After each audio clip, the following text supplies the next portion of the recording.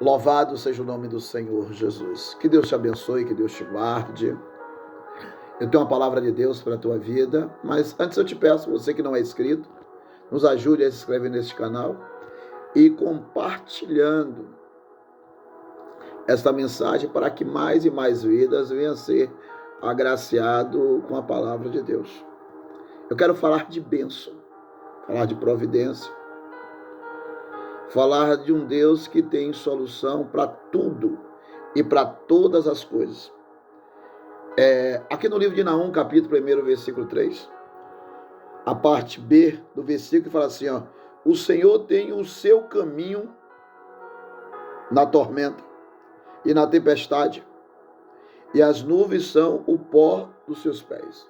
Amados, aqui nesse versículo que nós acabamos de ler, aqui Deus usando o profeta Naum, talvez ali trazendo esperança, né, a pessoas que ele estava vivendo por momentos de dificuldade, de tribulações, momentos de grande perturbações, e eles achavam que ali não tinha mais saída, ali não tinha mais uma escapatória, só estava vivendo por situações que ele não via mais solução. Então Deus ali usando o profeta Naum, falou para aquele povo, olha, fala para este povo que eu tenho um caminho, eu tenho uma porta de escape, eu tenho uma saída, eu tenho uma solução por pior, por maior que seja os problemas e por pior que seja, eu sou Deus, eu tenho uma porta de escape. Só que na maioria das vezes, aqui Deus não muda, Deus não faz, porque muitas das vezes agimos como Naamã agiu. Porque Naamã, ele se deslocou ali da sua terra, de onde ele morava, e foi até a buscar a cura da sua lepra, daquela enfermidade. Ali onde se encontrava o profeta Eliseu. E quando chegou ali, o caminho que Deus tinha preparado para que aquele homem viesse ser curado era se mergulhar 7 vezes ali naquele rio. E o caminho para ser curado, o caminho ali para trazer a solução daquele problema que era aquela lepra, aquele homem inicialmente não quis. E ele, não foi porque ele não quis que Deus arranjou outro caminho, que Deus mandou o profeta Eliseu trazer outra solução, porque aquela solução que Deus tinha apresentado a ele, o caminho que Deus tinha apresentado a ele, ele não quis, não.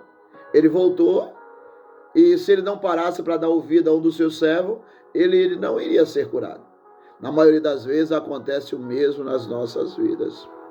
Porque às vezes a gente quer que Deus faça, mas a gente quer determinar a forma que a gente quer ver Deus agir. A gente quer determinar a forma, a maneira que espera a solução de Deus. E o próprio Deus fala assim, o próprio Deus diz na sua palavra, que os meus caminhos não são os vossos caminhos. Os meus pensamentos não são os vossos pensamentos.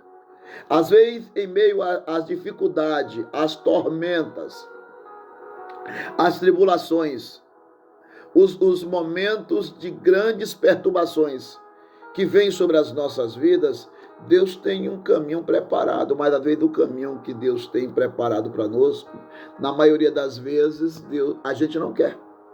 E Deus não é obrigado a querer mudar a forma de agir ou mudar o caminho que ele tem preparado para trazer solução aí para um problema que você está passando no seu relacionamento, esse racha que deu no seu casamento, esse problema na vida financeira, esse problema aí com os filhos.